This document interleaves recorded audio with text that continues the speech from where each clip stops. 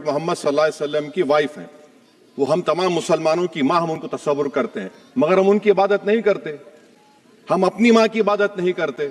उम्मुल किताब कुरान है, हम कुरान की इबादत नहीं करते। कुरान अल्लाह का भिजा हुआ कलाम है। तो उसके बारे में भी शायर ने अच्छा कहा कि खबर नहीं जिन्हें अपने दीन और मजहब की, हमें वो दीन का मतलब सिखाने निकले हैं। अहम बात यह है कि मैडम, हमारे मुल्क का आइन का इस लफ्ज से आगाज होता है, वी द पीपल। इसका आगाज भारत माता के नाम से नहीं होता है। हमारे संविधान का जो प्रियम्बल है वो क्या कहता है? Liberty of thought, expression, belief, faith and worship. अगर दस्तूर का ये पहला सफा ये बात करता है तो फिर कैसे किसी शहरी को किसी खुदा, देवी, देवता की इबादत करने पर या सजदा करने पर मजबूर किया जा सकता है? आप ही की पार्टी से आज की जो बातें हुई है इसी का बोल रही हैं।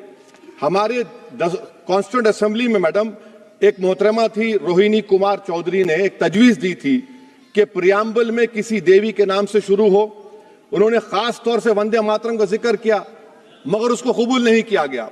फिर केवी कामत साहब ने एक तजवीज दी कि इट्स सिटीजन्स को बदलकर हर सिटीजन्स किया जाए और खुदा के नाम से शुरू किया जाए। वो तरमीम को मुस्तरद कर दिया गया।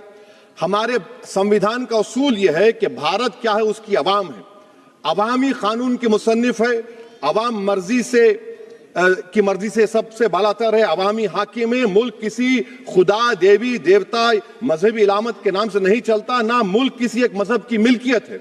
इसीलिए बाबा साहब अम्बेडकर ने क्या कहा था? उन्होंने मदर इंडिया के नजरिए को मुस्तरद किया। बाबा साहब ने एक नई इस्तिलाह वजह कर दी और कहा कि भिक्षित भारत, ये बाबा साहब अम्बेडकर ने कहा। अब मैडम, अगर मजहबी आजादी इस आइन का बुनियादी उसूल है तो सवाल यह पैदा होता है कि उस वक्त हमारे जो कॉन्स्टिट्यूंट असेंबली के प्रेसिडेंट थे जनाब राजेंद्र प्रसाद साहब ने किस बुनियाद पर वंदे मातरम को कौमी तराना करार दिया?